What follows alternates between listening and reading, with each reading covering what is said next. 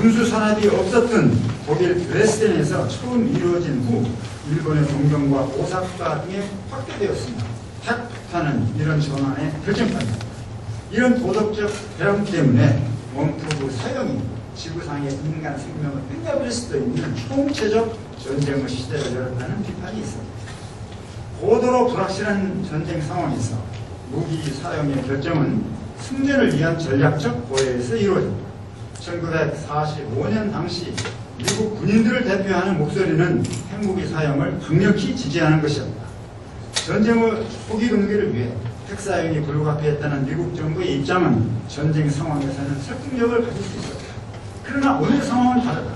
핵 사용으로 생긴 가공할 희생과 고통, 반인륜적 자기 파괴의 결과가 새로운 성찰을 요구하는 쟁점으로 떠올랐기 때문이다. 일본의 전쟁 기억은 근대 과학의 위험하기 짝이 없는 자기 파괴적 결과를 잘 보여줍니다. 우리가 일본의 전쟁 기억에서 유념해야 할 것은 여기에 내재된 보편적 함의가 있는 인류의 목소리입니다. 일본의 전쟁 기억은 단순히 핵 공포가 없는 미래를 지향하는 것이 아니라 적어도 암묵적으로 핵 사용은 인류에 대한 새로운 범죄라는 숨겨진 메시지를 합니다. 정치적, 이념적, 민족적 입장의 차이를 떠나 상식을 갖춘 시민이라면 전쟁의 책임이 있던 일본의 시민이 바로 그 이유로 제대로 표현하지 못했던 전쟁 기억의 기층에 숨어있는 상처를 치유하고 같이 연대하는 열려진 눈으로 동아시아의 시민 공동체를 만들어가는 문제를 새롭게 검토할 필요가 있다. 이것이 제가 이제 썼던 글로 된 논문입니다. 바로 이어서 제가 결과를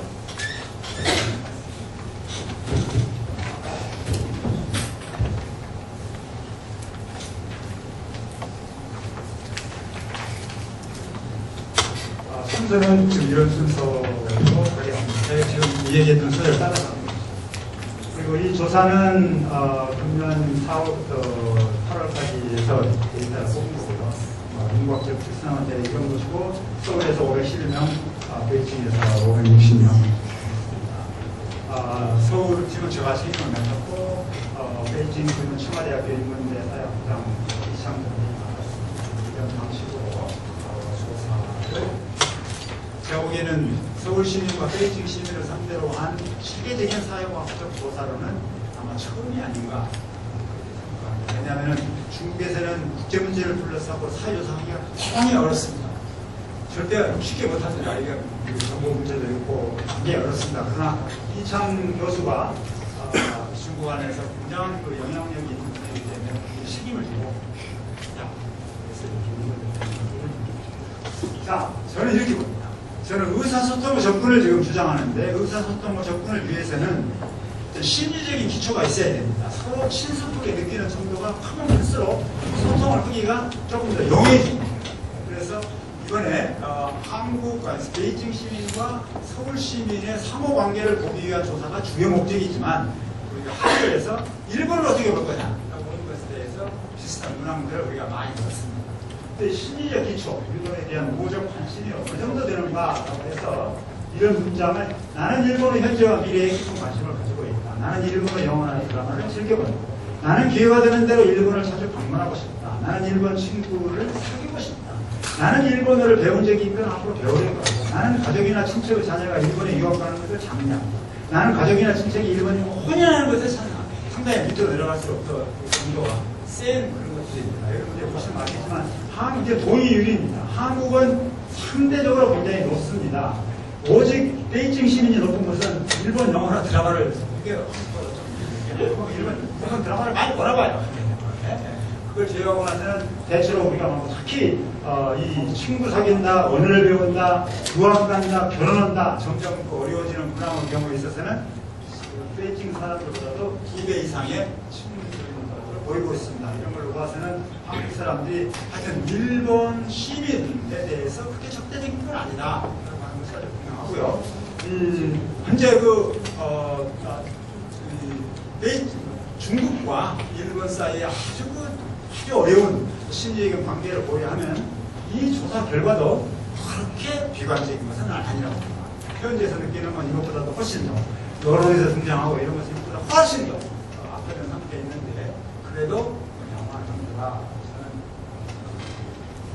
이걸 서울시하면 이게 한국이고 서울이고 베이징인데 전체적으로 봐서 월등하게 못합니다. 전체의 0점에서 24점까지의 속도를 가지고 보면은 한국이 전부 다 오른쪽으로 갈수록 그만큼 신속도가 뛰는 거예요. 현저하게 한국이 중요한 서울 시민이 베이징 시민보다는 더 이렇게 신속성이 높다. 있고 크게 보아서는 베이징도 그렇게 크게 나쁘다. 이게 막 이렇게 된다고. 근데 중간에 여기라고 할 때 좀 이쪽에 칠수 있는 건 사실입니다만 그렇게 막 그래서 소기를 얘기하면 일본에 대한 서울 시민과 베이징 시민의 우호적 관심은 생각보다 높은 셈이다. 베이징 시민에 대해 서울 시민이 현저하게 더 우호적이다. 일본 영화나 드라마를 즐겨보는 경향은 베이징 시민이 약간 더 그러니까 차이가 거의 있습니다. 보다 깊은 관심, 즉 친구를 사귀고 언어를 배우고 유학을 가고 결혼을 하는 차원에서는 서울 시민의 우호적 관심이 베이징보다 2배 됩니다. 이게 그래서 하여튼 의사소통의 접근을 우리가 취한다고 할 때 그 심리적 기초에 관해서 말한다고 하면 서울 시민과 베이징 시민의 상황은 그렇게 비관적인 것은 아니고 특히 서울은 더 그렇다. 이렇게 일단 정리가 될 수 있겠습니다. 과거 청산입니다.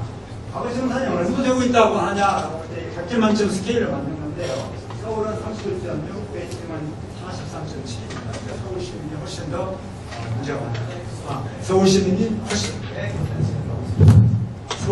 훨씬 더 잘 안 되고 있다라고 하는 인식이 굉장히 높은 것으로 생각합니다. 이 태도가 서울과 베이징의 기본 태도인데요. 서울은 60대 이상 이렇게 가면 갈수록 더 긍정적인, 과거 청사들 긍정적인 모습을 보입니다. 그렇죠? 베이징은 이렇게 나이가 젊은 사람들이 이렇게 그렇죠? 긍정 태도, 긍정이 뭐가 긍정 이념 성향. 이게 보수적인 집단보다는 이념적으로 중도적인 사람이 좀 적극적으로 누고 있다고 생각하는 경향이 보수나 진보보다는 중도 성향이 많더라. 그냥 특이한 현상이라고. 그런데 이제 문제는 이런 과거 청산이 그냥 과거 청산에 대한 태도 하나로 끝나는 것인가, 아니면 이것이 전반적인 일본에 대한 사람들의 인식, 구조, 행동에 전반적으로 영향을 어느 정도 미치는 것인가 라고 하는 게 나는 중요한 것이라고 생각합니다. 이렇게 볼 때 일본에 대한 일반적인 관심으로서 약간 제가 이미 언급했던 건데요. 일본 영화나 드라마를 보는 정도, 일본어로 배우고 무역의 정도, 일본 유학 장려 정도, 일본인과 결혼하는 사상하는 정도, 이 네 가지 변수를 과거 청산이 어느 정도 되고 있다고 생각하느냐와 교차시켜 왔습니다. 그러니까 이게 뭐 하나하나 네 가지 아까 ABCD 전에 있는 이 네 가지를 지금 이야기하는 건데 어떤 걸 이야기하든 간에 이 기울기의 양상이 왼쪽에서 오른쪽으로 가는 모습을 보이고 있습니다. 그 얘기는 뭐냐면 충분히 밝혔다고 생각하는 사람일수록 일본의 미래에 대해서 좀 더 긍정적으로 생각을 하더라. 밝히지 못했다고 생각할수록 아까 얘기했던 네 가지 문제에 대해서 다 좀 시간적으로 그런 경향이 있더라라고 하는 것이 하나의 문항이 아니라 전체 문항에 일관되게 나타난다. 그 다음에 이제 일본에 대한 전체적인 이미지를 놓고 볼 때 일본이 세계 지도자를 배출한다고 보는 정도, 일본에서 배울 점이 많다고 생각하는 정도, 한일 관계가 좋아질 것으로 생각하는 정도, 전체적인 이미지를 측정을 해 보았습니다. 마찬가지입니다. 또 과거 청산이 어느 정도 잘 되었다고 생각할수록 이 세 차원에 걸친 이미지가 현저히 좋아지는 발견합니다. 청산이 안 됐다고 하면 이미지가 전체적으로 악화되는 그런 일관된 현상이 나타납니다. 그래서 소개는 이렇습니다. 일본의 과거 청산 노력에 대한 평가는 베이징 시민에 비해 서울 시민이 현저히 더 부정적입니다. 서울 시민의 경우 50대 이상의 연령층이 상대적으로 긍정적인 데 비해 베이징 시민은 60대 이상의 노인층이 특히 부정적입니다. 노인은 이념 성향이 중도적인 사람이 서울과 베이징 모두에서 일본의 과거 청산 노력에 대해 상대적으로 긍정적인 태도를 보입니다. 서울 시민의 경우 과거 정산이 잘 안 되고 있다고 생각할수록 일본에 대한 관심 및 이미지에 일관되게 더 부정적인 영향을 미치고 있음이 확인돼요. 서울 시민의 경우에 현저하게 더 드러나는 겁니다. 다음으로는 가장 예민한 문제입니다. 이거 복사에 대한 거겠습니다. 정당한가 정당치 않은가라고 하는 것에 대해서 각각 서울과 베이징 시민의 한 60% 약간 상회하는 것은 정당하다고 합니다. 그리고 한 37, 8%는 부당하다, 잘못된 것이다라고 지금 보고 있습니다. 이것도 일종의 컨센서스 비슷하게 지금 나오고 있습니다. 그럼 미국의 원폭 사항에 대한 정당성이라고 서울과 베이징을 놓고 볼 때 나이를 놓고 보면 한국 경우에서 나이가 들수록 정당하다고 보는 경향이 현저하게 증가하고 있습니다. 정당성과 이념 성향을 놓고 보면은 한국 경우에서는 진보적인 성체로 갈수록 진보적인 성체, 그렇죠? 사실은 이게 지금 한국이 이거죠. 진보적인 성향 이쪽으로 갈수록 좀 상당히 부정적으로 보수기 쉽다는 말입니다. 베이징은 좀 다른 모습을 보이고 있습니다. 지금 이겁니다. 이것이 지금 제가 갖고 있는 하나의 하나의 시도입니다. 이거 어떻게 아주 기초적인 시각이고 경우에 따라서는 많은 반론이 나올 수가 있는데, 저는 과거 청산을 어떤 눈으로 바라보느냐를 한 축으로 놓고 핵 사용이 정당하냐 부당하느냐라고 하는 다른 걸 하나로 축으로 놓아서 이 네 가지의 기본 태도를 한번 살펴보겠습니다. 그러니까 지금 뭐냐면 과거 청산, 일본 사람들이 정말 뭔가 잘못했어. 하여튼 제대로 반성하지 않고 있어. 이게 지금 과거 청산 부정이에요. 이런 맥락 안에서 핵 사용은 정당한 거야. 이렇게 생각하는 그 사람들의 생각 안에는 저는 이게 징벌적 정의, 징벌적 정의라고 하는 그런 관념이 그 안에 숨어 있다고 생각했어요. Retributive Justice라고 부르는 건데 정의의 한 요소입니다. 이게 강한 게. 자, 그 다음 여기에 이제 제가 묻는데, 일본 정말 잘못했어. 그리고 그 잘못된 역사를 반성하는 것도 참 너무 마음에 안 들어. 정말 짜증나. 그러나 핵사용은 잘못된 거야. 이렇게 생각하는 사람들의 그 멘탈리티가 어떤 성격일 것이냐라고 하는 것이 지금 저는 이걸 unconditional care라고 생각합니다. 정의, 요작은 정의의 모델이고 이 모델은 케어의 모델인데, 쉽게 말하자면 네가 어떻게 했건 간에 얼마나 잘못됐든 간에 그럼에도 불구하고 나는 핵사용으로 인한 너희들의 고통에 대해서, 상처에 대해서 나는 동감하고 내가 그걸 이해하고 그리고 그걸 같이 극복하기 위해서 노력할 용의가 있다 라고 하는 그런 의미로 해석할 수가 있기 때문에 이건 좀 무조건 배려라고 하는 어떤 그런 의미라고 생각하고요. 이것이 지금 얼마나 되느냐라고 하는 게 저한테는 연구를 이루는 중요한 모티브입니다. 서울의 31%, 베이징의 20%가 여기에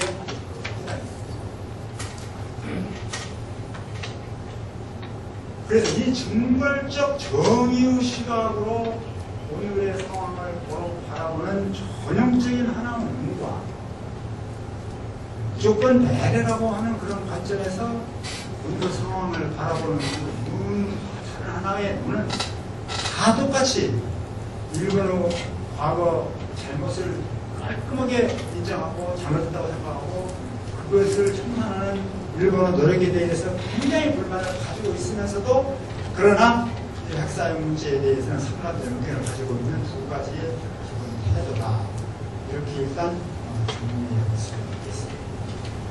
시민사회의 관점에서, 특히 의사소통의 관점에서만 놓고 본다고 하면 상대의 고통이나 상처를 적극적으로 내가 상대의 입장에서 이해하고 공감하고 그것을 치유하기 위해서 내 마음을 열 의도가 있다, 생각이 있다 라고 해석할 수 있는 이 범주가 대단히 소중하고 중요한 범주가 아닐까 하고 나는 생각합니다. 물론 여기에 대해서 시비가 있을 수는 있습니다.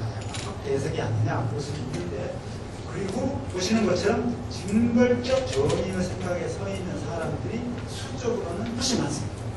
그러나 이것도 나는 적지 않은 수라고 생각합니다. 그리고 과연 지금 질문은 이들이 누구냐? 라고 하는 것입니다. 아니 누구냐? 그렇게 한번 찾아. 징벌적 정의와 무조건 배려라고 있을 때 서울과 베이징인데 연령대로 따진다고 하면 어떻게 됩니까? 서울의 징벌적 정의는 이제 나이가 든 사람들한테 많은 것이고 베이징도 나이가 든 사람들 적이 많은데 아마 무조건 배려는 이게 지금 베이징의 경우에는 몇가 굉장히 20대가 굉장히 많습니다. 그리고 서울의 경우에는 20대, 30대가 한 묶음으로 이렇게 가고 있는 것을 이야기합니다.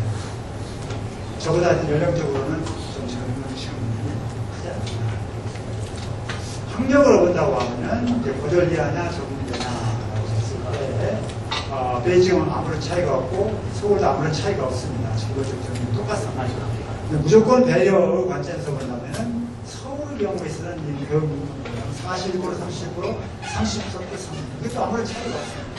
교육은 별로 영향을 미치지 않는다. 이런 결과가 되는 거예요. 그런데 이 연령과 교육을 교차시켜 봅니다. 이게 지금 이제 무조건 배려를 하는 사람의 프로파일을 분석해 보면 서울 경우에 있어서는 가장 높은 것이 지금 이제 무조건 배려인데 고졸 이하의 경우에 있어서는 40대, 50대, 20대 여가 정도 전문대 이상의 경우에 있어서는 30대 요 세대가 굉장히 대학 교육을 배경을 가지고 있는 오늘날의 30대, 40대 이게 이제 민주화 운동세를 분장한 이 세대들을 그래서 상당히 더 강하다고 하는 것을 발견합니다.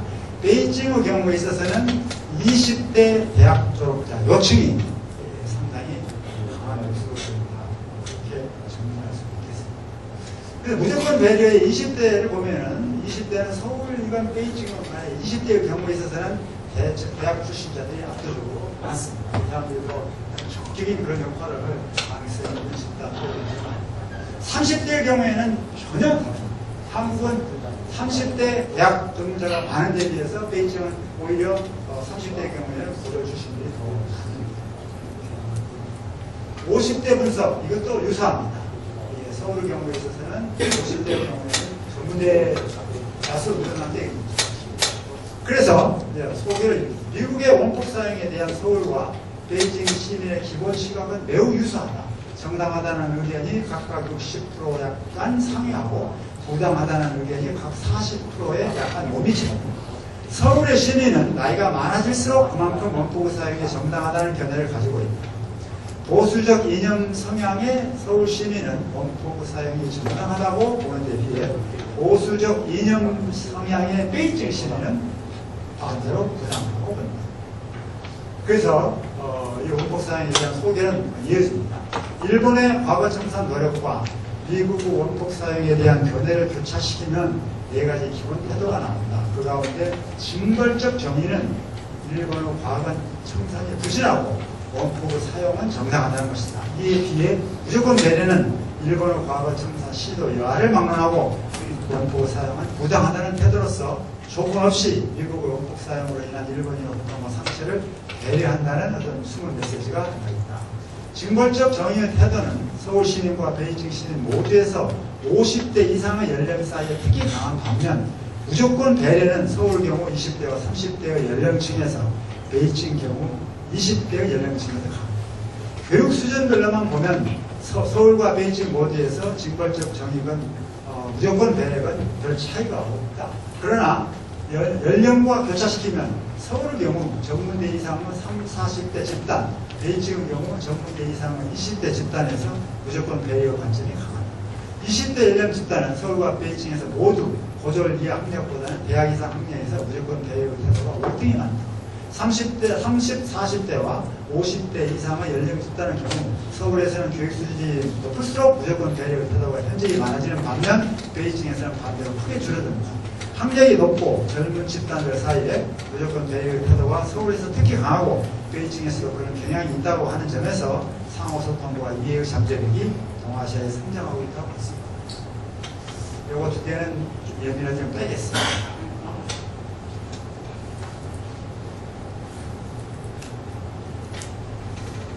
이게 좀 파일이 좀 잘못 들어왔는지 결론 부분을 제가 좀 썼는데 결론 부분이 좀 빠져있고 그래서 제가 이제 결론을 이렇게 내리겠습니다. 저의 그 주장으로 이제 돌아가면 의사소통의 접근을 취했을 때 이제 그 힘에 의해서 현재 그 민족주의적인 감정, 영토 문제를 중심으로 한 민족주의적인 감정 또는 과거사 문제를 둘러싼 무익적인 어떤 시각을 서로 주고받으면서 자신의 권력을 확장을 기도하고 있는 어떤 악순환의 고리가 현재해지고 있는 그리고 동양동아시아의 현실에서 이걸 그래도 돌파할 수 있는 잠재력이 있다고 하면 제 생각에는 이게 상식을 갖춘 시민들이 좀 더 적극적인 역할을 하는 것이고 상식을 갖춘 시민들이 적극적인 역할을 하려고 하면은 의사소통의 도입이 필요하고 그걸 통해서 서로가 서로를 어떻게 보는가에 대한 충분한 정보와 소통이 되고 토론도 되고 같이 공동의 노력을 해야 된다라고 이제 제가 보는 건데 특히 두 가지 과제를 제가 제기합니다. 하나는 동아시아에 있는 시민들이 일본 문제를 바라보는 하나의 시각에 있어서 일본을 가해자라고 하는 고정관념에만 너무 건들지 아니하고 일본의 전쟁 기억에 숨어있는 숨은 메시지를 찾아서 그 안에 있는 표현되지 아니한 어떤 고통과 상처를 하여튼 적극적으로 그것을 겨냥하는 어떤 운동적인 노력을 한다고 하는 것 그것은 사실 일본 시민적으로 가려고 하는 운동이라고 나는 생각합니다.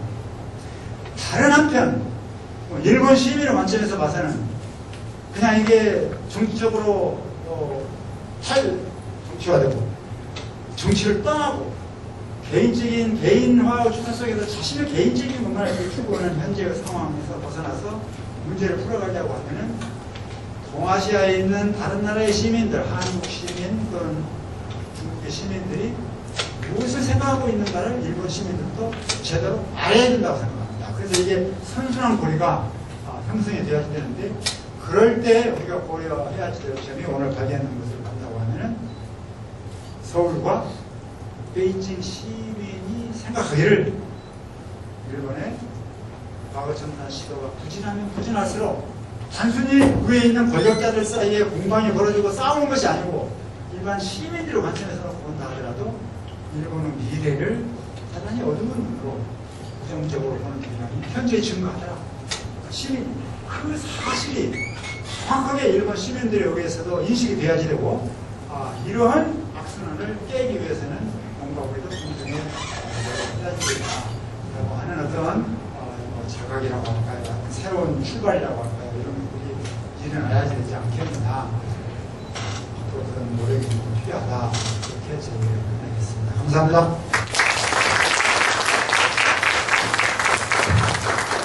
네, 선생님 고맙습니다.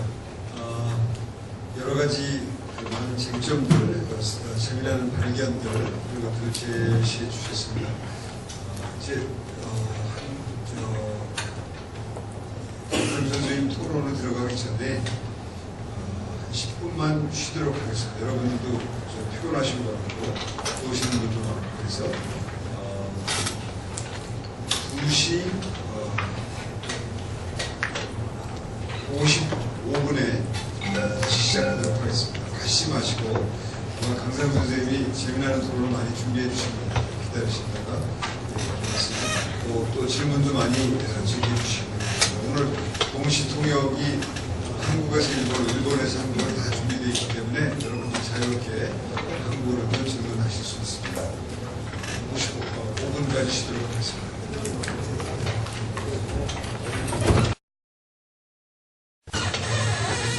역시 중간에 쉬니까 사람들이 빠져나가는데요. 하지만 이제 남은 분들이 열정이 있으신 분들을 생각하고 토론 시작하겠습니다. 강상중 선생님 모시고 제가 아까 소개를 드렸기 때문에 별도의 소개는 필요하다고 생각하지 않고요. 책이 많이 나와 있으니까 인터넷에 강상중 이렇게 치면 굉장히 많이 나오잖아요. 찾아보시기 바라고요. 강상중 선생님 모셔서 토론 듣고 그다음에 질의응답하고 그런 순서로 진행하겠습니다. 통역 해주실 분은 두 분이신데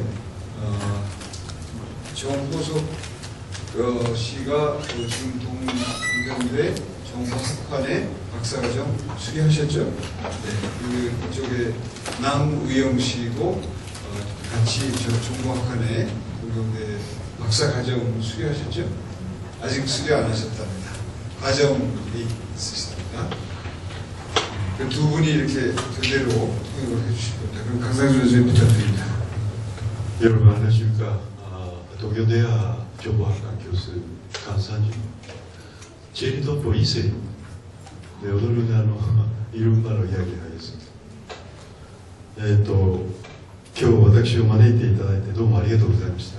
오늘 저를 초대해 주셔서 대단히 감사합니다. で、私は15分ほど話をさせていただきます。 저는 15분 정도 말씀을 드리겠습니다.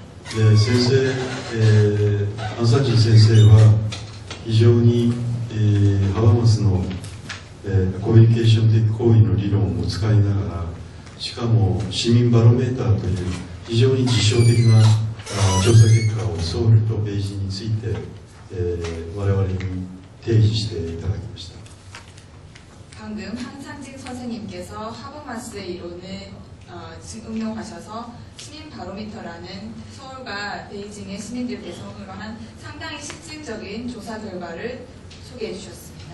今までこういうような社会学の理論としかもクリティカルな理論と実証とつなぎ合わせるということは今までなかったんじゃないかと思います。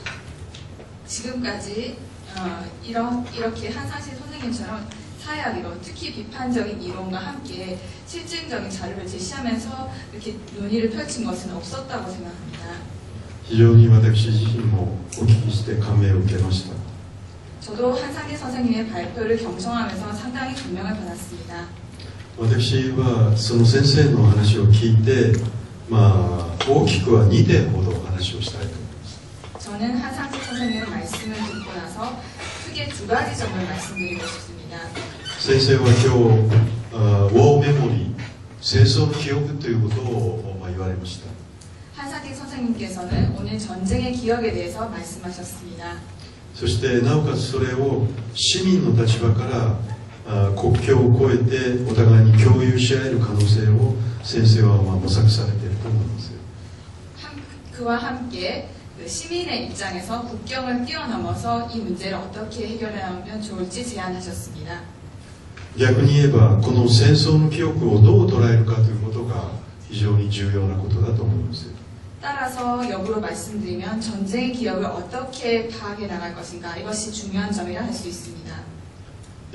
まず、植民地と宗主国の戦争の記憶ということを考えていくときにナショナルメモリーというものが非常に重要になってくると思います。 우선 식민지 국가와 그 종주국 국가의 사이의 전쟁의 기억에 대해서 우리가 생각을 할 때 내셔널 메모리라는 것이 중요합니다. 私の個人的なエピソードでは私のサムチュン叔父は、九州という、日本の南にある島の大きな島の中の熊本というところで、憲兵をしておりました。 저의 개인적인 에피소드를 잠시 말씀드리겠습니다. 저의 삼촌은 일본의 규슈, 일본 남쪽에 있는 큰 섬인데요. 그 섬에 있는 구마모토 현에서 헌병을 지냈습니다. で彼は戦争が終わった後その時に、日本人の妻と子供がおりましたけどもその2人を捨てて自分一人単身、韓国にコヤンは共産南道マサンだったと思うんですがそこに、帰りました。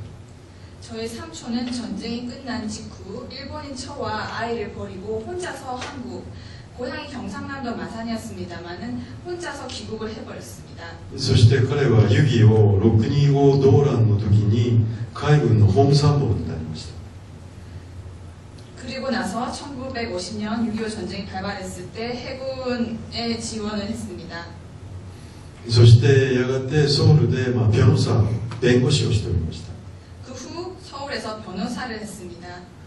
今のチョンゲチョンの近くに事務所を置いておりました。 지금의 청계천 근처에 사무소를 두고 있었습니다. 私は1972年に初めて叔父のところを、韓国を訪問いたしました。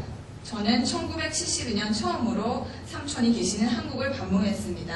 彼は1970年大阪万博の時に初めて日本に従って25年ぶりに日本を訪問いたしました。 저희 삼촌은 1970년 오사카에서 만국 박람회가 개최되었을 때 25년 만에 다시 일본에 오게 되었습니다. 彼はソウルで、ブルジョワの娘さんと結婚して5人の子供を設けておりました。 저희 삼촌은 나중에 서울에 있는 부르주아 집안의 따님이랑 결혼해서 5명의 아이들을 두었습니다. 子供たちはみんなソウル大学と延世大学、それから芸術大学の学生でした。 저희 삼촌의 자녀분들은 모두 서울대, 연세대, 예술대학에 다녔습니다. 金持ちであり名声もあり社会的なステータスも高く、しかし彼は日本に来て自分が捨てた日本人の妻と子供を探しました。 저희 삼촌의 경우 부자가 되었고 명성도 높아지고 사회적 지위 또한 굉장했습니다. 그 이후에 일본에 다시 와서는 일본인 처와 아이들을 찾기 시작했습니다. 私が言いたいことは、彼の場合には我々は今ウォーメモリーについて考えていますが、同時にアムネジア、記憶喪失というか記憶を消さなければ生きていけない人間たちが一方でいるということを示しています。 저는 저의 삼촌의 예를 말씀드리면서 지금 현재 우리가 전쟁의 기억에 대해 생각을 하고 있는데 이 삼촌의 예를 통해서 기억을 어떻게 할 것인가 뿐만 아니라 기억 상실의 문제, 즉 기억을 상실하지 않고서는 살아갈 수 없는 사람도 있다는 것을 말씀드리고자 합니다. つまりウォーメモリーをナショナルメモリーにしたときにそこから必ず外側に排除される記憶があるということを我々に示しています。 즉 전쟁의 기억을 우리가 내셔널 메모리라는 식으로 생각을 해버렸을 때에는 그 틀 속에서 반드시 배제되는 사람들이 있다는 것입니다. 日本は現実的には1948年までその植民地韓国の人々は日本人になっていたはずです。 일본에서는 1948년까지 식민지 출신의 조선인들이 일본 국적을 갖고 있었습니다. しかし戦後日本のワーメモリーは1945年8月15日、昭和天皇の玉音放送とともに国民が涙を流しながらその敗北を悲しみ、そして廃墟の中から国民は立ち上がり、そして高度成長を成し遂げるというまさしくナショナライズされた国民の記憶として戦争の記憶が作られてきました。 전후 일본에서 전쟁의 기억이라는 것은 1945년 8월 15일 일본이 패망하자 일본의 쇼와 천황, 히로히토 천황이 한국선을 방송을 하게 됩니다. 이 방송을 국민들은 같이 라디오에 모여서 듣고 굉장히 슬퍼하면서 전쟁의 폐허를 몸소 체험하고 거기서부터 자신들을 다시 일으켜 세워 고도 성장을 하게 됩니다. 이러한 역사적 흐름 속에서 일본에서의 전쟁의 기억이라는 것은 내셔널라이즈, 국민화되어 있다는 것입니다. 戦争の記憶はジェニュインで、そしてワンダイメンショナルで、そしてホモジニアスで、そういう混じりっ気のない、日本人のための日本人による日本人の戦争の記憶、そしてそこには戦前において同じ日本人だった植民地の韓国人というものは一切そこからあたかもないかのように考えられていました。 따라서 일본에서의 전쟁의 기억이라는 것은 상당히 단일화, 동질화, 한 단면만으로 구성되어 있는 상황이고 따라서 일본인을 위한 그러한 일본인의 전쟁 기억이 존재하고 있습니다. 따라서 거기에서 식민지 출신이었던 많은 사람들의 존재는 배제되어 있습니다. 実際にはワーメモリーはおそらくボーダーレス、あるいは少なくともクロスボーダーにおいてしか成り立たないにもかかわらず、それを国民の記憶の中に全て回収することによって実は歴史の現実というものを極めて一方で隠蔽したり、あるいは戦争の記憶についてもそれを改ざんしていったということになります。 실제로 우리가 전쟁의 기억이라는 것을 생각해 볼 때 이 기억 자체는 국경이라는 것이 없습니다. 혹은 국경을 넘어서 기억이 존재하는 것이라고 저는 그렇게 해서야만이 전쟁의 기억이 성립이 된다고 생각합니다. 그렇지만은 일본 국민의 기억이라는 것은 모두 자신들의 국경 안에 회수되어 버렸습니다. 따라서 그 과정에서 역사적 현실이 은폐되어 왔고 전쟁의 기억이라는 것은 굉장히 단편적으로 구성되어 왔습니다. したがって1940年代の終わりには日本だけでおそらく100万以上のチェリートンポがいたと思います。 1940년대 후반 일본 본토만 생각했을 때에도 약 100만 명의 제1동포가 살고 있었습니다. しかしこの人たちはナショナルメモリーの中に加わるということはありませんでした。 그렇지만 이 제1동포들의 존재가 국가적 기억에 포함되는 경우는 전혀 없었습니다. と同時にこのチェリートンポの歴史は韓国のナショナルメモリー、つまり1948年テハンミングが出来上がって、北には朝鮮民主主義、共和国が出来上がりますけれども、チェリートンポの歴史は韓国のナショナルメモリーにも加えられなかったのではないかと思います。 또한 제1동포의 존재, 그들의 역사는 한국에서도 1948년 대한민국이 건국되고 한편으로 북한 정권도 세워집니다만 제1동포들의 역사적 그런 존재감이라는 것이 한국의 국가적 기억 속에서도 배제되어 있습니다. その面でもう一つ考えるべきは植民地の韓国にいた日本人の歴史です。 그러한 측면에서 한 가지 생각해야 할 것은 식민지에 있었던 일본인들의 기억입니다. 彼らはこのハンバンドがふるさとであるにもかかわらず、いわば日本人として外からやってきた宗主国の人間として青春時代を送り、そして植民地が解放されると日本に帰ってきました。 식민지에 거주하고 있었던 일본 사람들은 실질적으로 한국이 고향이라 할 수 있습니다. 그 일본 사람들은 밖에서부터 한반도로 들어온 사람들이죠. 이러한 식민지 종주국에서 청춘을 보내고 일본 사람들 중에서는 전쟁 이후 일본에 건너간 사람들이 있습니다. こういう人がどう言ったらいいんでしょうか。チェハン・イルボンサラム、在韓日本人で、この人たちの歴史は日本の戦後のナショナルメモリーの中にもほとんど加えられていませんでした。 그러한 일본 사람들, 우리는 제한 한국에 있는 일본인을 할 수 있습니다만 이들의 어떤 역사적 경험, 기억이라는 것도 일본의 전후 역사 기억 속에서는 포함되어 있지 않습니다. つまりワーメモリー、これがナショナルメモリーとして成立した時の暴力性というものを、我々に今も示しているわけです。 즉 전쟁의 기억이 내셔널 메모리로 바뀌게 될 때 그 속에 폭력성이 존재하고 있다는 것을 알 수 있습니다. 私は数年前にフランスに出かけていってフランスにおける移民系の若者の暴動を取材した時があります。 저는 몇 년 전 프랑스에 가서 프랑스에 있는 이민 출신의 젊은이들의 폭동을 목격한 적이 있습니다. その時に非常に面白い体験をいたしました。 그때 상당히 흥미로운 체험을 했습니다. それはアルジェリア戦争に、フランスの側に立って戦ったアルジェリア人が、アルジェリアの解放以後フランスに逃げてきて、そして彼らはフランスの国民の歴史から完全に抹殺されていました。 알제리가 그 프랑스에 대해서 독립 전쟁을 하고 있었을 때 그 프랑스 측에서 포함되어서 싸웠던 알제리인이 해방 이후에는 프랑스에 온 경우가 있었습니다. 그 사람들은 프랑스의 국민적인 그런 역사 기억 속에서는 배제되어 있었습니다. 彼らは歩きと言ったと思いますけれども、彼らは数十年間フランス社会の中で完全にその記憶もそしてナショナルメモリーの中にも彼らは完全に除外されておりました。 그러한 알제리 사람들은 수십 년간 프랑스 사회에 살고 있었습니다만은 그 프랑스 전반의 기억 속에서 국가적 기억 속에서도 배제되어 있었습니다.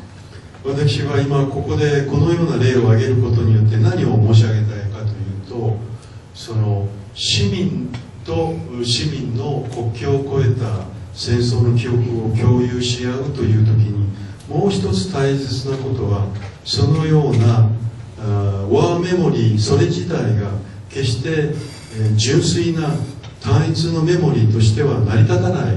そこにはおのずからハイブリッドな一種混交的なものが存在しているということに我々は気づかなければいけないということです。 제가 이 예를 들면서 말씀드리고 싶은 것은 시민 대 시민의 국경을 뛰어넘는 전쟁의 기억을 우리가 공유를 하겠다라고 했었을 때 또 한 가지 중요한 점은 전쟁의 기억이라는 것은 어떤 순수한 단일한 것이 아니라 굉장히 하이브리드적인 여러 가지 혼합된 혼종성을 띠고 있는 것이라는 점입니다. このような歴史が韓国においていかに大きな規定的な意味を持ったかということはパク・チョンヒ元大統領を見ればわかります。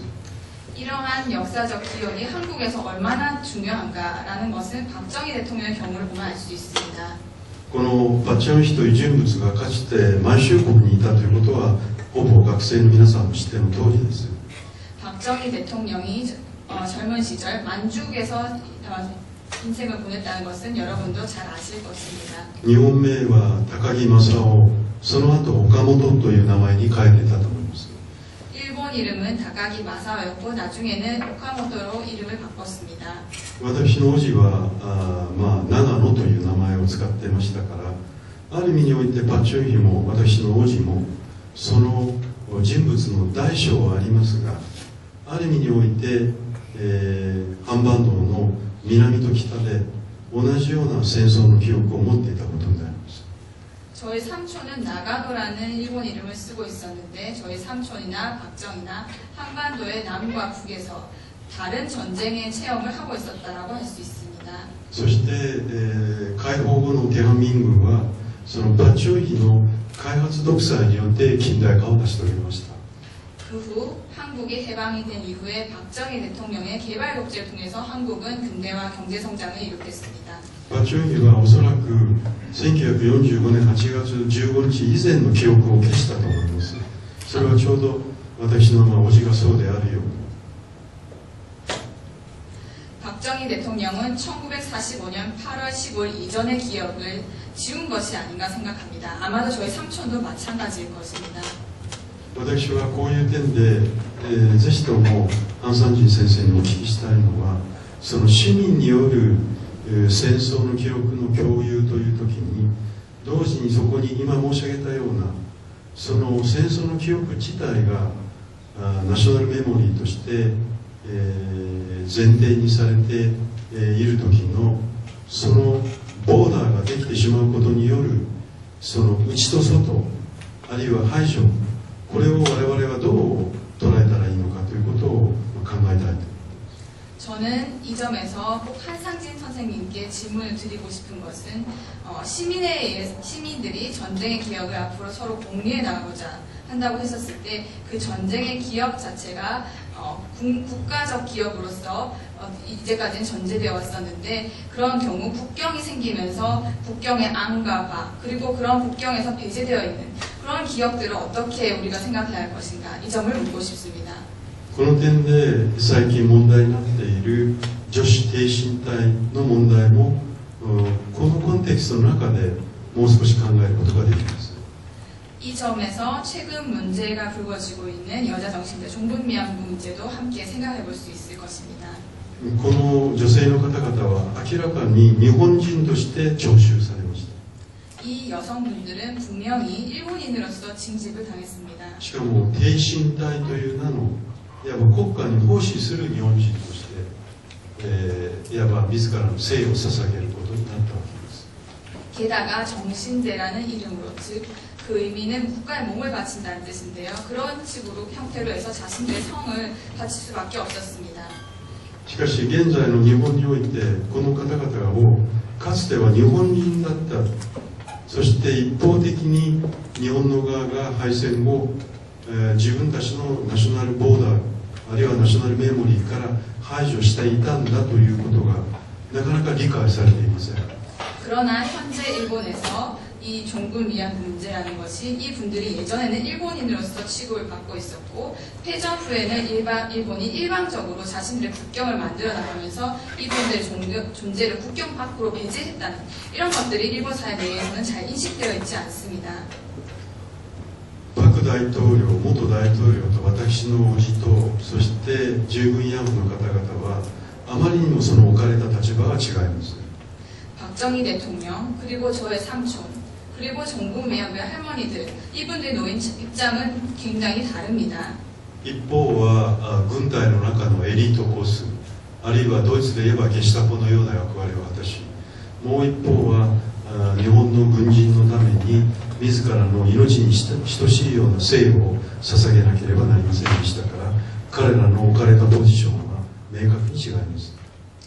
이분들은 한편으로는 군 내부의 엘리트로서 마치 독일의 게슈타포와 같은 역할을 한 사람들이었고, 다른 분들은 일본의 그러한 군대 군사적인 행동을 위해서 자신을 억지로 희생할 수밖에 없는 입장에 처했었습니다. にもかかわらず日本というものを基準にしてみれば、この3社は同じように日本のナショナルメモリーから排除されていました。 그럼에도 불구하고 일본이라는 기준을 놓고 봤을 때 이 세 가지 경우는 마찬가지로 모두 전쟁의 기억에서 배제되어 있었습니다.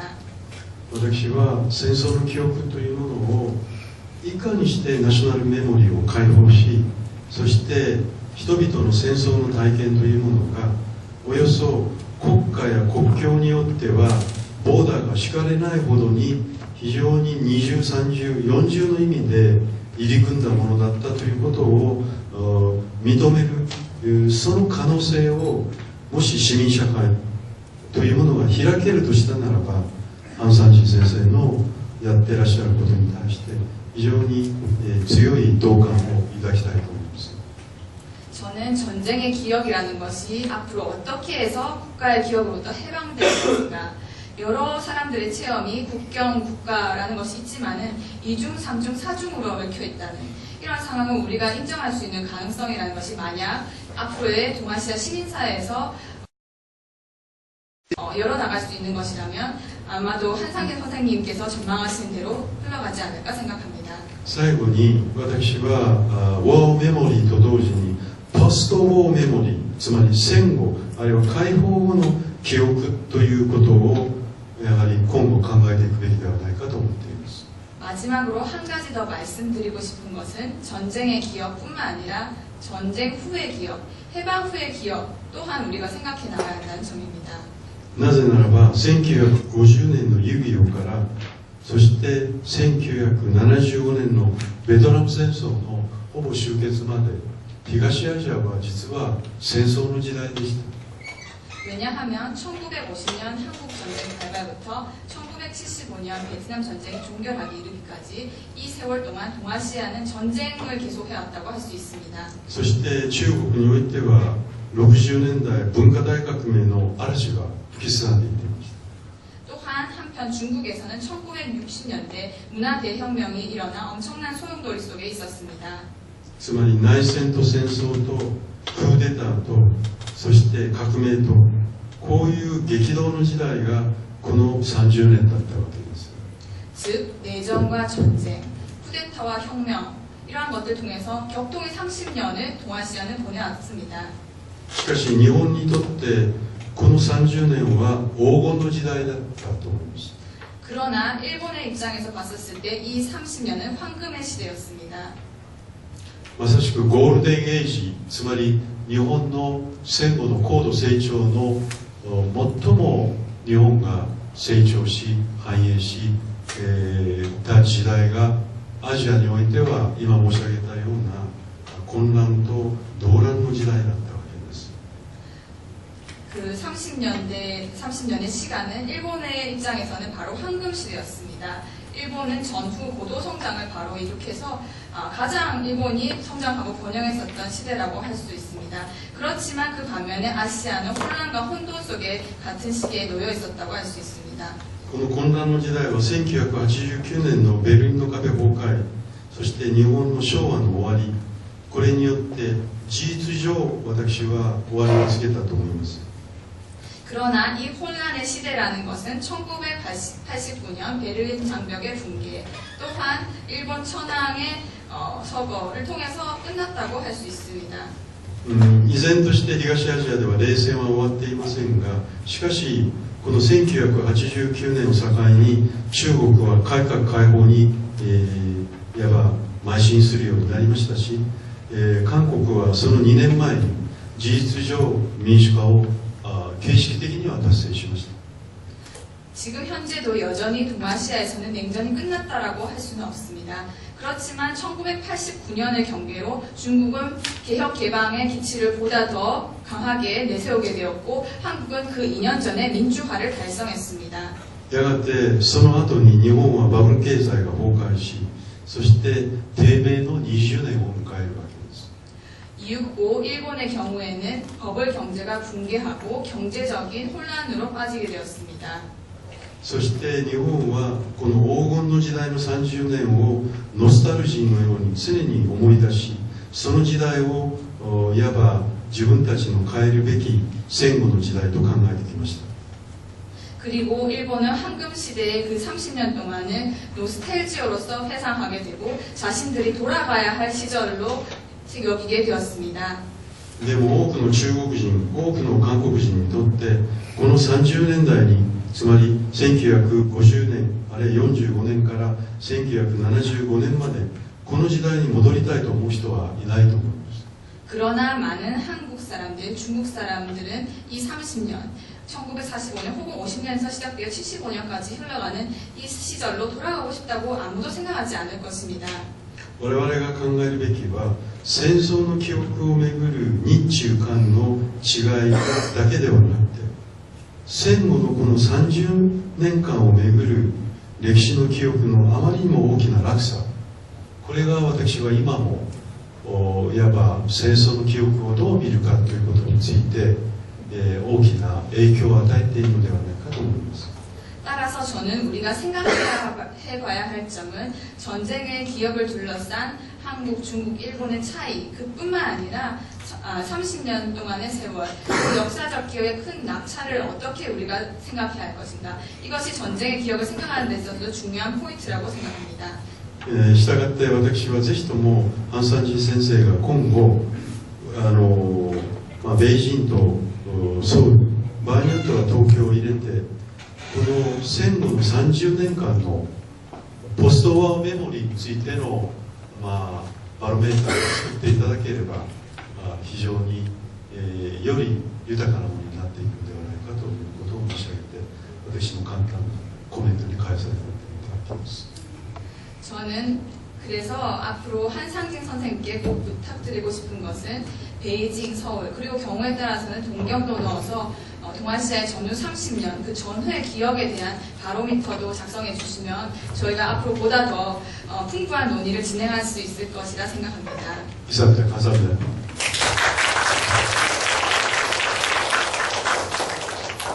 네, 고맙습니다. 역시 정치사회학자답게 또 동아시아 제일 한국인으로서 동아시아의 근세상을 전체 조망하면서 전쟁의 기억에 대한 새로운 논점과 또 제시해 주는 것입니다.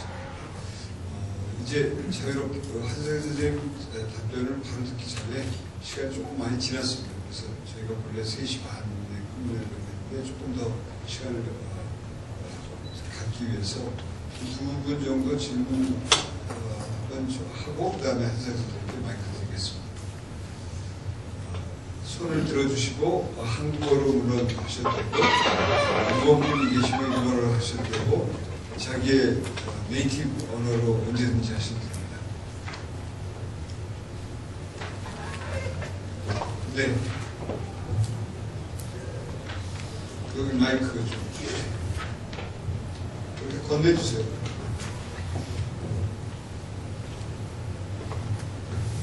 예, 서울대 사회학과 박사술교수 사도라고 합니다. 예, 반갑습니다.すみません. 서울대の 社会学科の 사도と言います.本日はよろしくお願いします.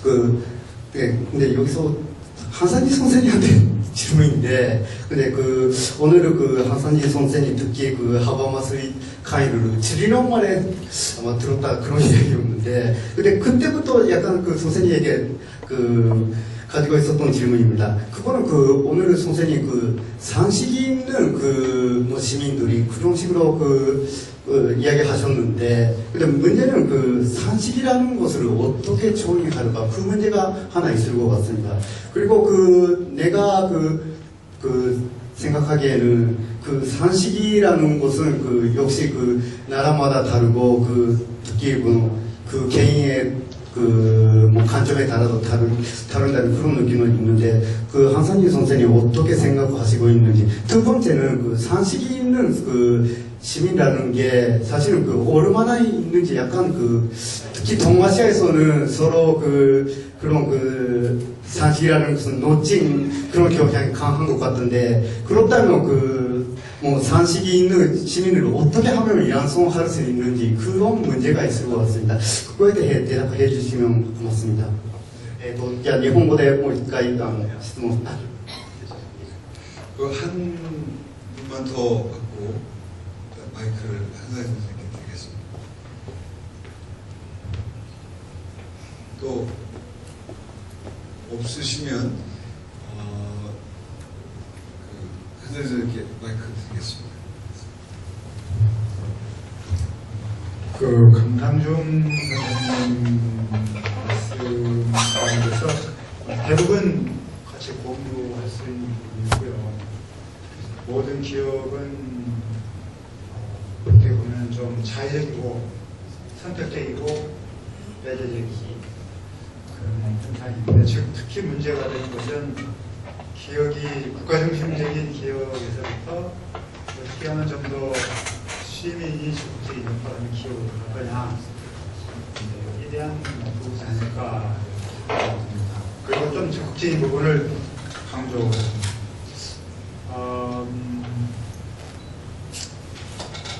그런데 제가 지금 체험을 많이 말씀하시니까 동경 야시구니 심사위원회 보면은 달마다 평양 전쟁 때 나갔던 정물 용사들인데, 정물 용사들이 부모님들에게 보내는 편지가 거기에 있습니다.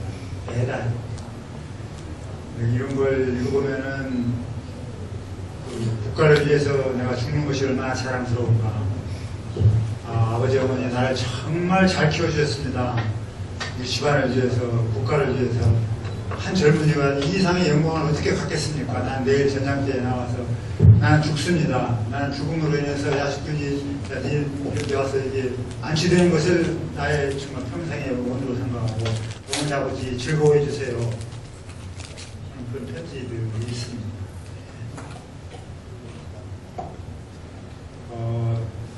그것이 다분히 좀 강제된 것이었다고 하는 설도 있습니다. 사실상 그렇긴 한데, 또 어떠한 이데올로기가 판을 칠 때는 또 그런 현상이 일어날 수 있다고 생각합니다.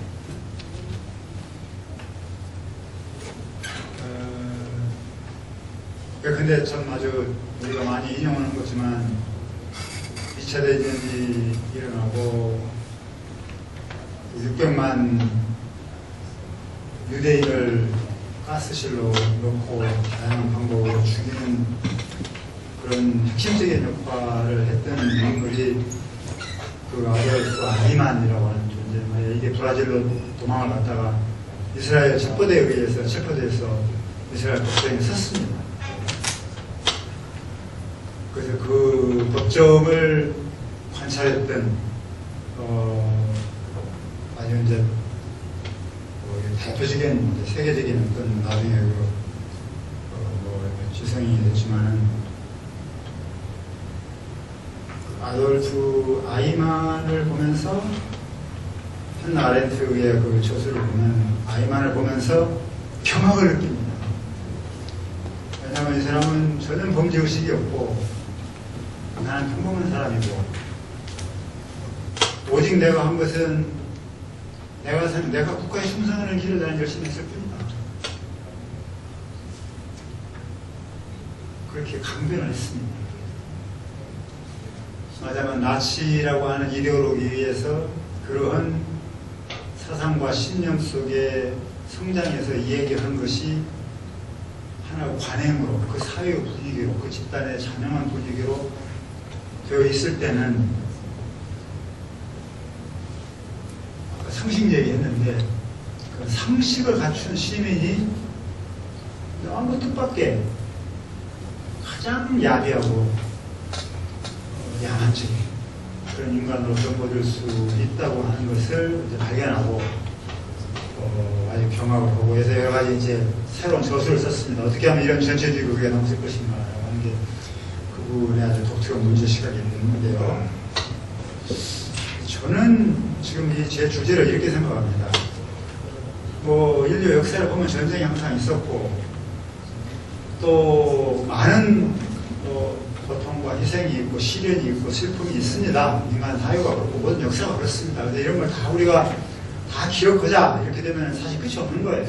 그러나 지금 우리 주제와 연관해서 꼭 유념해야 될 것이 뭐냐, 그게 이제 강사님하고 같이 공부하고 있는 부분인데, 세계 어느 나라보다도 동아시아가 굉장히 빠른 시간 안에 무지하게 빠른 속도로 서구를 닮아가기 위해서 근대화를 시작을 했습니다. 그리고 그것이 고도로 국가중심적이었고 많은 성과를 냈습니다. 일본도 뭐 명치신 이후에 그 길을 밟았습니다. 한국도 밟았습니다. 중국도 밟았습니다. 그런데 이 세 나라를 보면 고도로 압축적이고 빠른 근대화의 경제 성장의 이면에 날아올 만큼 심한 국가 폭력이 있었다고 하는 겁니다. 이 폭력, 이 국가 폭력을 어떻게 넘어설 것이냐라고 하는 것이 새로운 시대의 어떤 문지방과 같은 거예요. 물론 그냥 인권과 연관한 주시지만 이걸 넘었으면은 이제 그 다음 단계로 우리가 진입할 수 있는 건데, 그걸 넘지 못하면은 굉장히 심한 후유증이 생기고 발등이 잡히는 겁니다. 유럽은 그렇게 만족스러운 건 아니지만 그걸 넘어섰습니다. 이제 그래서 그냥 아주 그 길로 가는 거예요. 이게 지금 동아시아가 그걸 못 넘고 있습니다. 그래서 이 전쟁의 기업 문제가 굉장히 중요한데, 그렇다고 해서 모든 전쟁에 관한 것을 다 이렇게 우리가 기억하자고 하면 사실 너무 이건 복잡한 문제고요. 발전 국가 중심의 빠른 속도의 경제 성장 이면에 있었던 고도로 조직적인 국가 폭력의 실상을 우리가 이해하고 그걸 넘기 위해서 정말 노력하지 않으면 다음 단계를 밟기가 어렵다고 하는 걸 우리가 지금 오늘 동아시아 현실에서 지금 체험하고 있다고 하는 겁니다. 이걸 우리가 넘어야 되는 게 못 넘어서 지금 문제가 생긴다라고 하는 체험을 우리가 지금 하고 있는 거예요. 그래서 이제 이런 차원에서 우리가 사실은 이 전쟁 기억 문제, 일본이 있는 전쟁 기억까지를 좀 다시 한번 좀 새로운 눈으로 한번 보자라고 좀 주장하는 겁니다. 그러면은 전쟁을 기억하는 방식이 국가주의적으로 된다고 하면 항상 전쟁을 미화하는 겁니다. 우리 지금 현충원에 가면은 다 그렇게 돼 있습니다. 국가를 위해서 생명을 바친 사람들이고 항상 거기에 대해서 우리가 기억을 하고 국가에 대한 충성과 희생을 우리가 찬양하고 그렇게 돼 있습니다. 그러나 만약 초점을 바꿔서 그런 의미의 어떤 뭐 전쟁이 아니고 마치 일본이 아시아를 해방시킨다고 하는 말도 안 되는 비중심적인 환상을 가지고 아시아 태평양 국가들에 대해서 전쟁하고 그 수많은 범죄를 저지르는 거예요. 그런데 이 국가 폭력의 문제고, 우리나라에서 근대화 과정을 수반하는 과정에서 박정희 시대 이래 엄청난 또 인권 유린과 허가이 있었습니다. 중국도 마찬가지입니다. 우리가 상대적으로 그걸 조금 조명하고 있는 상태에 있다고 생각합니다. 아시아 나라 가운데서는요. 그러나 과거사 문제만 나오면 우리는 굉장히 아주 보수로 지금 돌진하고 있는 상황인데요. 이걸 지금 어떻게 극복하느냐, 이게 최대의 관심사다. 쉬운 문제가 아니라고 생각합니다만은, 왜냐하면 보수 세력이 항상 이런 전쟁의 기억이라고 하는 것을 자신의 이해관계를 위해서 이용을 하고, 민족 감정이 돌출되면 돌출될수록 그것이 보수 정치 집단한테는 매우 유리한 정치 환경이 되기 때문에 적극적으로 환영하고 뒤에서 조정하고 그렇기 때문에, 또 미디어가 이걸 막 포장을 해서 선전하고 할수록 사람들의 관심은 또 그쪽으로 가게끔 되어 있습니다. 이렇게 되면은 정치 지형과 시민사회의 관심이 그쪽으로 막 가게 되는 거예요. 그러면 꼼짝 발산 못하는 이제 이런 지형이 형성이 되는 겁니다. 현재 지금 동아시아가 지금 그런 방향으로 가고 있어요. 그래서 저는 참 위험하다라고 생각하고 있는 거고, 이걸 정말 어떻게 극복하느냐 이런 생각을 가지고 오늘 제가 발제를 드렸습니다. 이것과 연관해서 이제 사또 분이 얘기했던 상식 문제가 나온다고 생각합니다. 도대체 선생님, 당신이 얘기하는 상식이 그 근거가 어디에 있어? 상식은 사람마다 다르지 않소? 라고 하는 지금 그런 내용의 이야기입니다. 물론 그렇습니다. 상식이라고 하는 문제로만 들어가면 논의가 다양합니다. 그러나 우리의 상식 기준이 어떤 것이 되었건 간에 우리의 생명을 짓밟고 수많은 반인륜적인 범죄를 저지른 것에 대한 경각심과 그것에 대한 진상규명과 그것을 넘어서려고 하는 가장 초보적인 의미의 공유된 상식은 있다고 생각합니다. 그 상식을 우리가 지켜야 됩니다. 그 상식은 뭐냐면은 이걸 국가의 관점에서 미화시켜서는 절대 안 됩니다. 오히려 우리가 끼친 이 폭력과 이 가공을, 이 상처, 이걸 우리가 좀 어떻게 넘어설 것인가에 관심을 가져야지, 이것을 이 정치 집단들이 부추기는 민족주의 감정이나 국가주의적인 상징에 의해서 그것을 오히려 뭐 적극적으로 찬성하고 이런 방향으로 간다고 하는 것은 우리 시민이 갖는 기초적인 상식을 정치적으로 왜곡시키고 변형시키는 것인데, 그런 추세가 지금 많이 일어나고 있는 형식 속에서 어떻게 하면은 이 기본 상식으로 되돌아가는 어떤 걸 해야지 되느냐, 이런 과제가 떠오른다고 생각합니다. 그래서 저는 이렇게 봐요. 아무리 정치와 미디어가 민족주의 감정을 부추기고 그걸 통해서 정치적, 사회적 의제를 독점하기 위해서 노력한다 하더라도, 저는 사회학하는 입장에서 우리가 정말 관심을 가지고 조사를 해보면은 사람들의 상식선이 그렇게 쉽게 허물어지지는 않는다고 생각합니다. 있어요, 이게. 근데 그것이 정치적으로 표출되기가 어려운 이유가 아까 얘기했던 그런 메커니즘이, 악순환의 메커니즘이 계속 반복되니까 경쟁심도 생기고, 일본 시민의 관점에서는 야 중국이 저래? 야 빵! 하고 일본 시민이 나오는 거, 빵 나오면 중국에서도 빵 들어가고, 이거 계속 악순환이 생기는 그런 상황이에요. 그런데 그걸 넘어설 수 있는 것을 하려고 하면은 일반 시민들의 삶 속에 녹아있는 상식에 기초한 서로에 대한 선의의 관심을 확인하고 발전시키는 노력이 필요하다, 이렇게 생각합니다. 그러면은, 근데 일본을 얘기 들으면 저도 그래도 여기 강사님 이렇게 말씀하셨는데, 사실 평균적인 일본 시민들은 동아시아의 어느 나라 시민보다도 저는 모범적인 측면이 있다고 생각합니다. 절대 남에게 해끼치지 않으려고 하고, 예의 바르고, 굉장히 좋은 측면이 많이 있어요.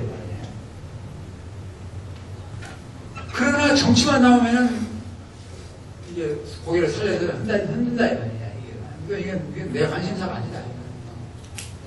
그러니까 시민의 삶 속에 녹아있는 이 상식의 힘이 정치를 이끄는 백업해주는 요소가 되어야지 되는데, 그러지를 못하고 민족주의 감정에 의해서 거기에 잠식되어지는 그런 상황이 나오니까, 이걸 이제 저는 그 같이 좀 일을 하자고 주장하는 건데, 동아시아 시민 바로미터 같은 걸 가지고 그렇지 않다라고 하는 정보를 제공하고 알리고 토론하고, 국가와 구별되어지는 또는 국가의 경우에 따라서는 반대되는, 그러나 이념적으로 경직되어져 있는 어떤 입장을 밝히자는 얘기가 아니라 기본적으로 시민의 상식과 같이 가는 이런 노선의 새로운 운동과 조직이 필요하고, 또 그런 운동을 지원해 줄 수 있는 시민의 관심이 그렇게 적은 건 아니다. 한번 해볼 가치도 있고, 또 이 시대가 지금 그걸 요구하고 있지 않느냐, 이런 이야기를 제가 하고 싶습니다. 네, 고맙습니다. 그러면 두 번 다음 기회를 다시 또 드리겠습니다. 자유롭게 궁금한 강상조 선생님한테도 혹은 한상조 선생님한테도 다 질문하실 수 있습니다. 네, 이쪽에.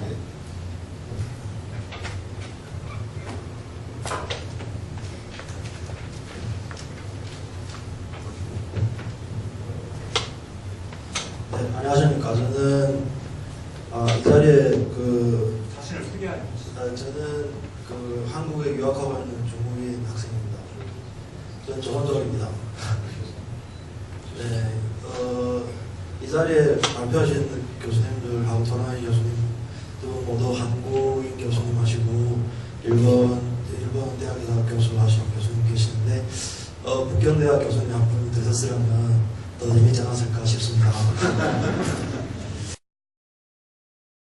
근데 제가 마이크를 잡게 된 이유는 저는 전문가는 아니지만 그냥 제가 한 중국에서 생활했던 한 중국인으로서 제가 느끼고 있는 중국의 상황으로 말씀을 드리고 싶습니다.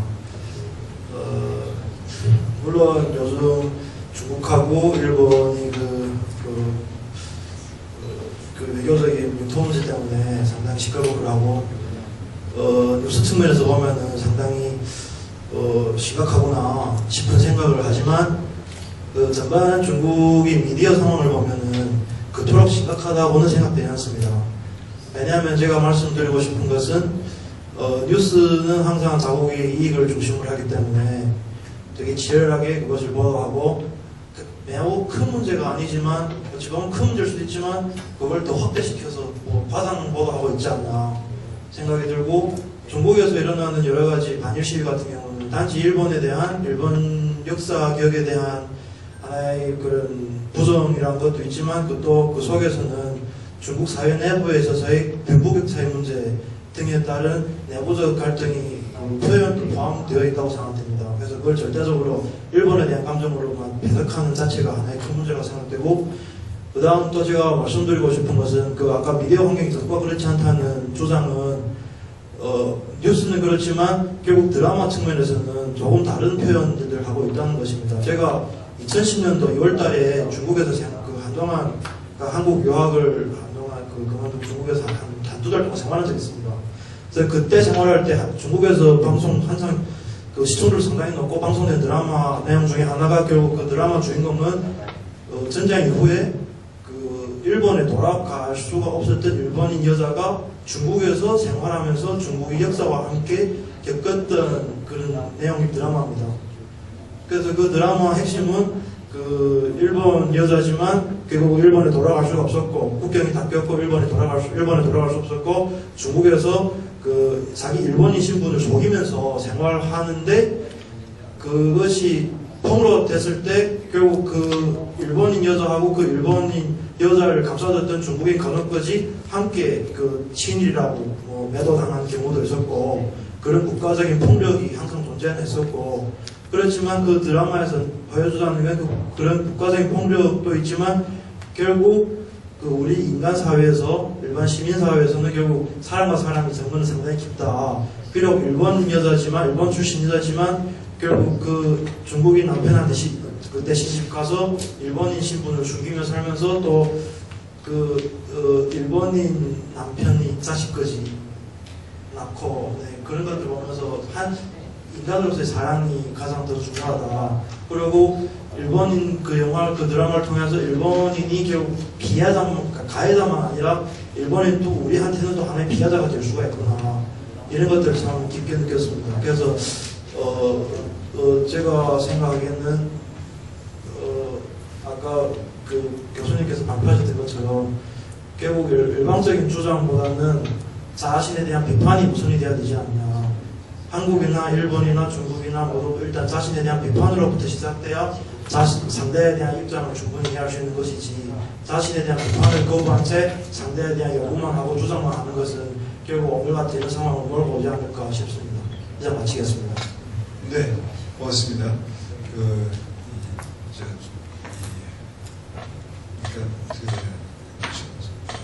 코리안 차이니즈인 거죠. 우리가 항상 조선족 외국에 있는 동포들을 편리한 대로 한국 사람이라고 생각하는데 그렇지 않잖아요.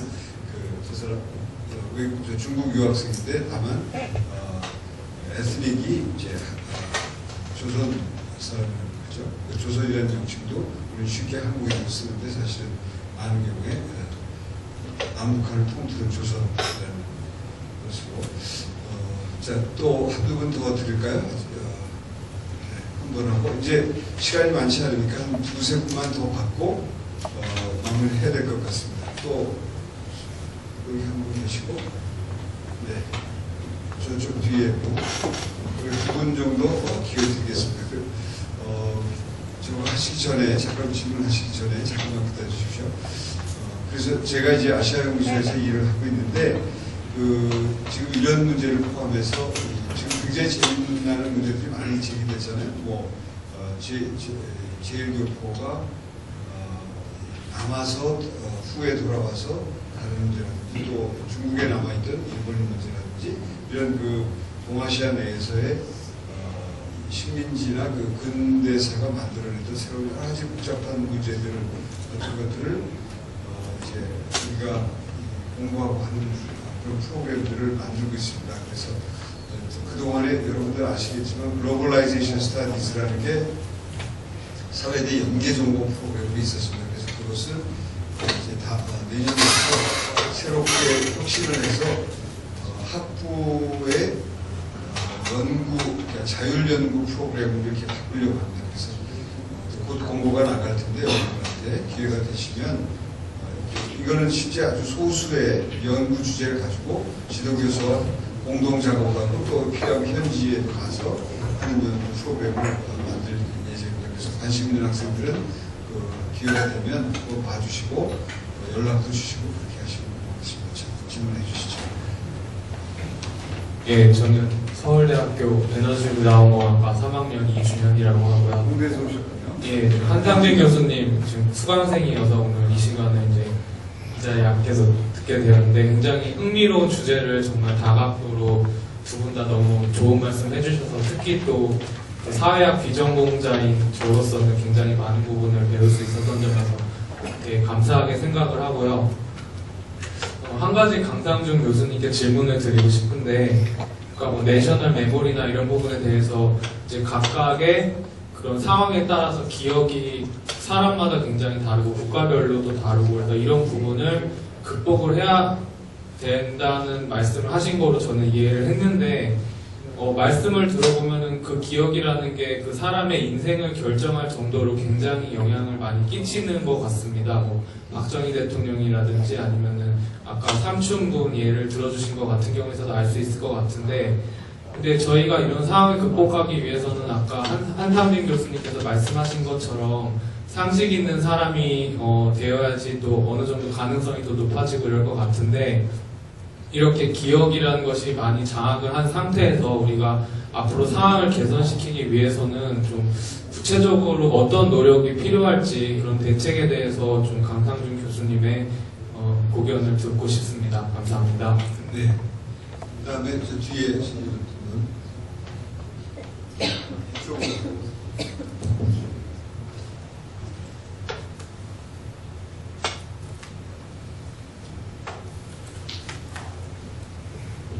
안녕하세요. 저는 서울대학교 2학년 정재영이라고 합니다. 저는 지금 강상준 교수님께 여쭤보고 싶은 질문인데요. 그냥 제가 일본말로 할게요. 강상진 교수가 さっきお話を聞いて質問したいことがありますけど、さっき戦前と戦後のナショナルメモリーについて、日本に住んだことがあります、子供の頃に。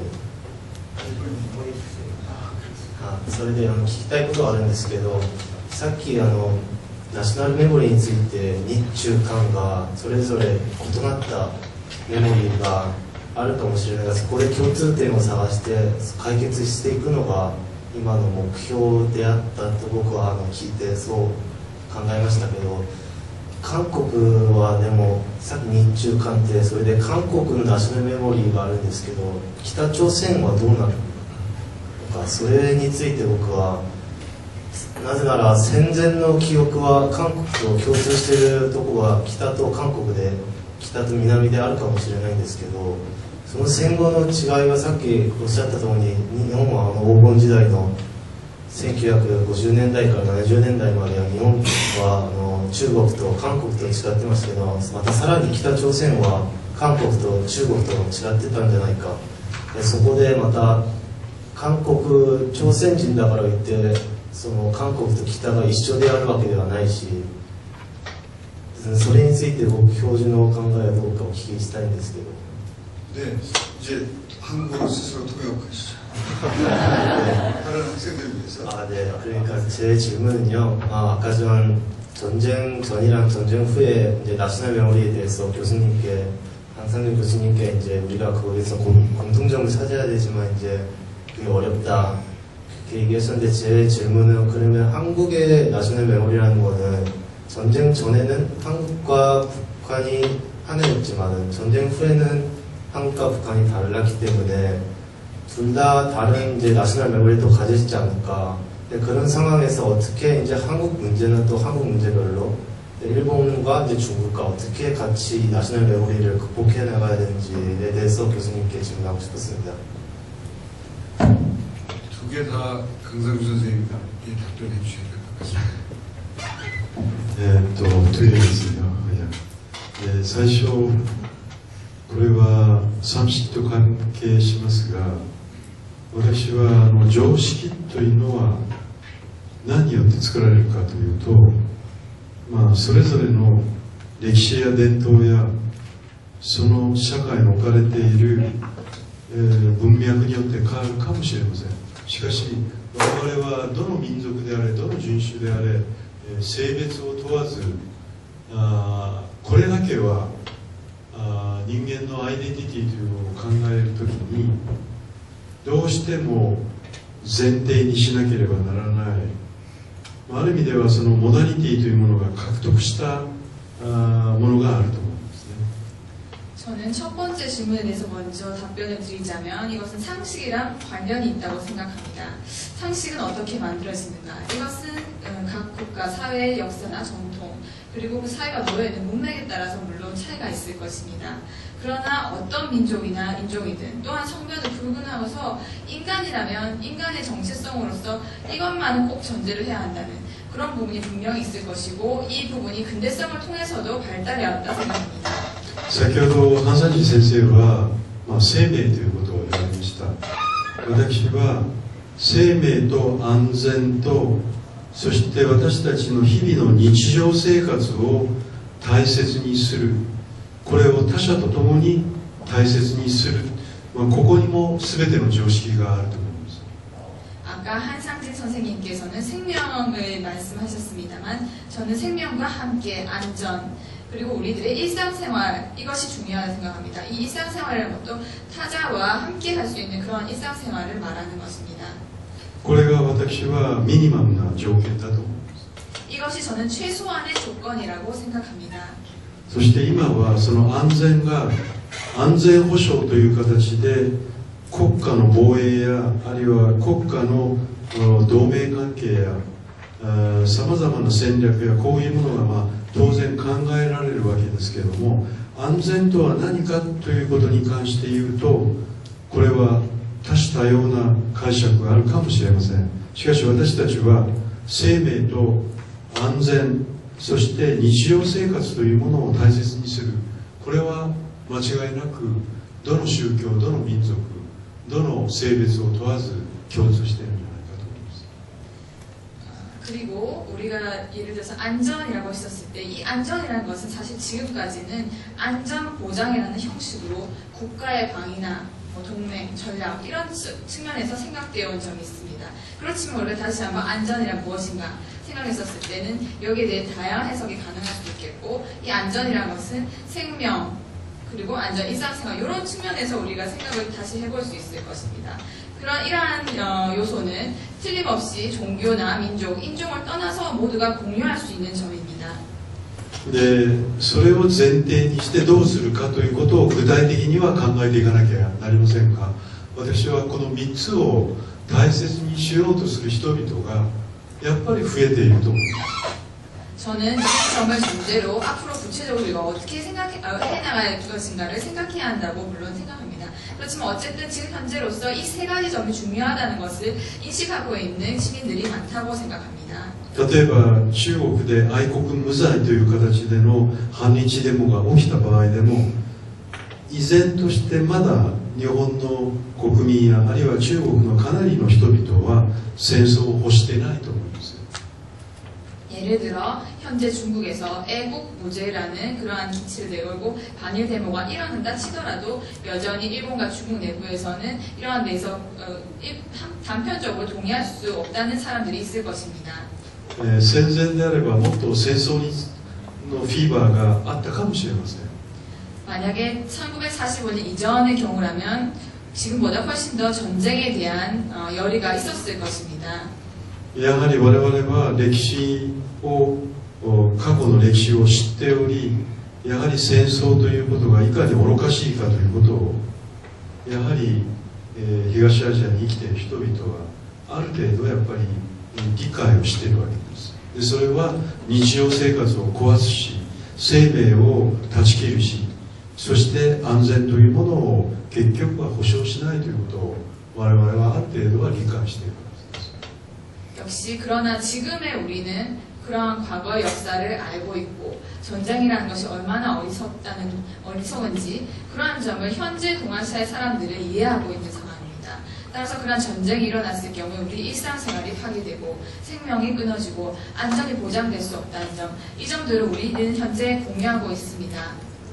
それから第2番目のご質問ですが、これは東西両ドイツにおけるそれぞれの東側と西側のいわば戦後体験、これをどうするかという問題はやはり東西両ドイツ統一以後非常に大きな問題であり、また今もそうだと思います。 그리고 두 번째 질문에 대해서 답변을 드리자면 이 문제는 동서독의 문제, 동독과 서독이 각기 전후 체험을 다르게 해왔는데 이것들을 어떻게 생각할 것인가, 독일의 경우 통일 이후에 이 문제가 불거졌습니다. 結局東西両ドイツは西側による東側の吸収になりました。 결국 독일의 경우에는 서독이 동독을 흡수하는 식으로 통일이 이루어졌습니다. したがって、西側のやはり文化的なヘゲモニーというものがやはり東側を覆ってしまうわけですね。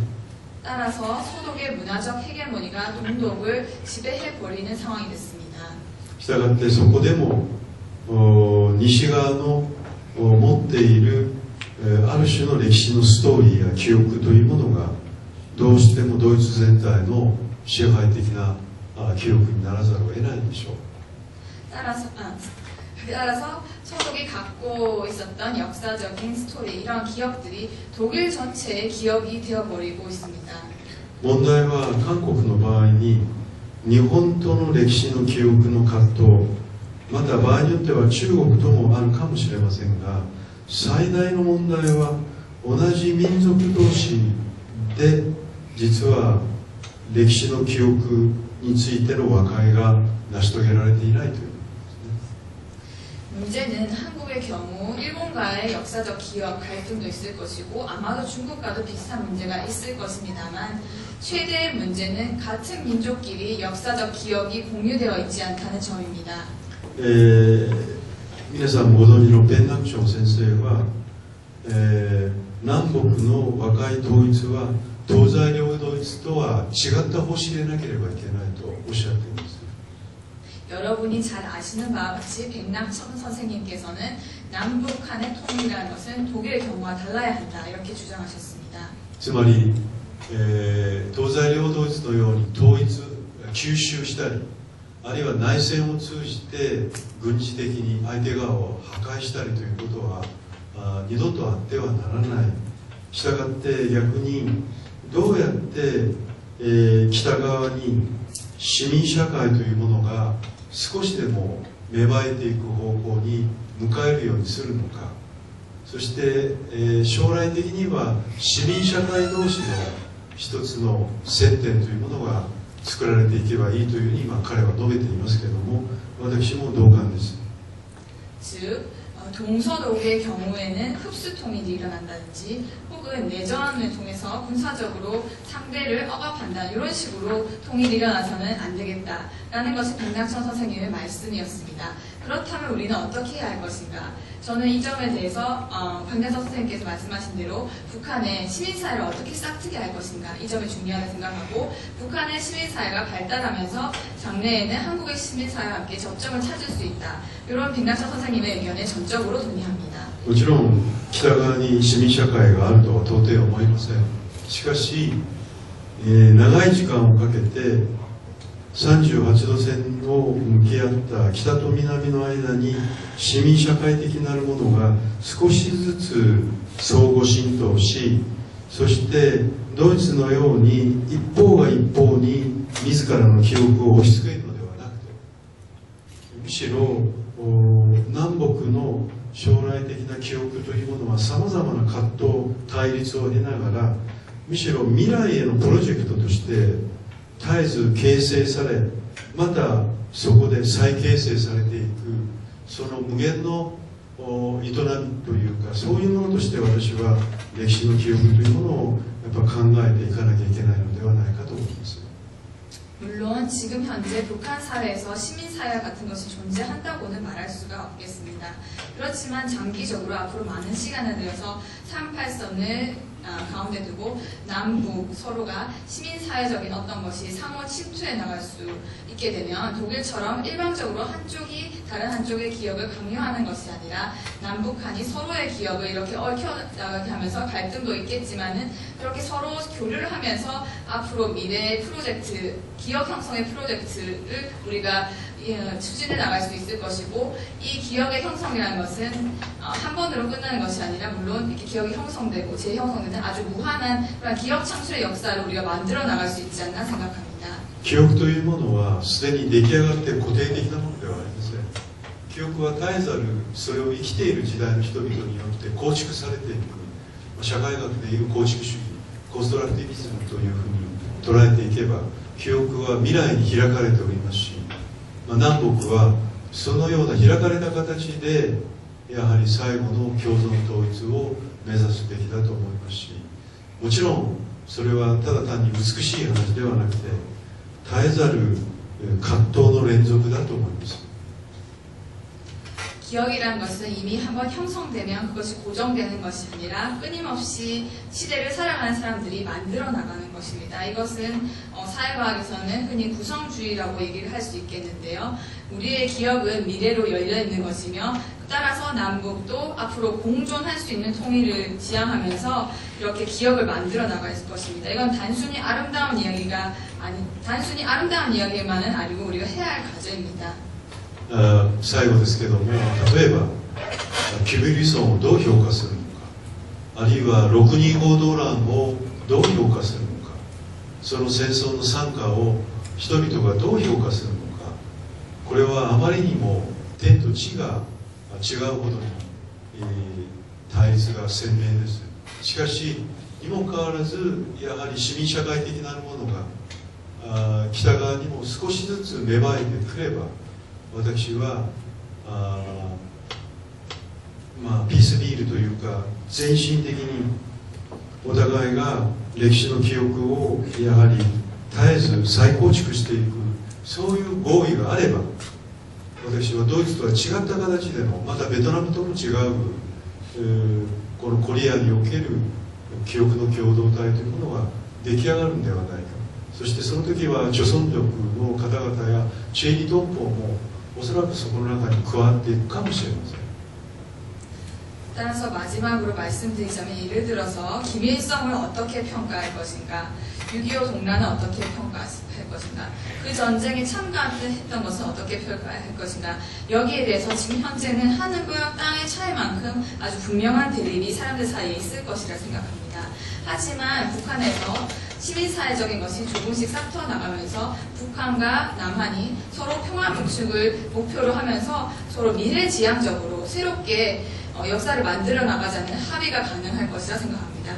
그렇게 된다면 독일과도 베트남과도 다른 우리는 새로운 동아시아의 기업을 만들어 나갈 수 있을 것이고, 지금 현재 한국이랑 북한의 이런 기업에서 베이스되어 있는 조선적 동포라든지 제일동포들의 기업 또한 우리가 함께 같이 엮어 나갈 수 있을 것이라 생각합니다.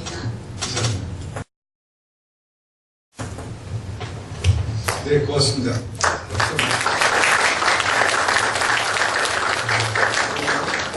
이제 마무리를 해야 되는데 제가 정리를 할 필요는 없을 것 같고요.